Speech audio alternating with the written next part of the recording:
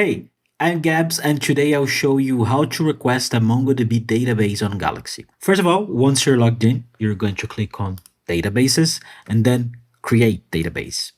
Right here, you choose a version. We support MongoDB from version 4 and something to 704 so far.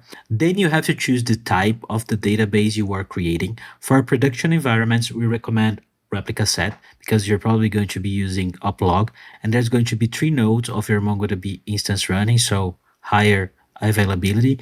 We only recommend standalone if you are testing out or for development environments. If it's a production database, you want to go with replica set. Then you're going to choose if you want SSL enabled or not. I highly recommend that you do.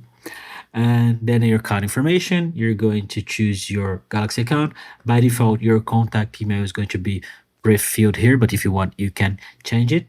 And then last but not least, you're going to fill the information of your cluster name, choose a region. We have 3 available regions right now, and a specific instance size. So we have the basic plan, which is the lowest one in terms of storage and pricing. And we have the ultra, which is the more stronger machine. But after you do all that, you're just going to click here on request database.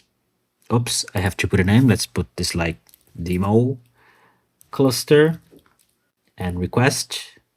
Oh, it must contain only letters. So I put a space here. Demo must contain only letters, it says. So let's put without the dash. And then after you request your database, our team is going to be notified and get in touch with you to create your instance and let you know when it's done. I hope you enjoy Galaxy.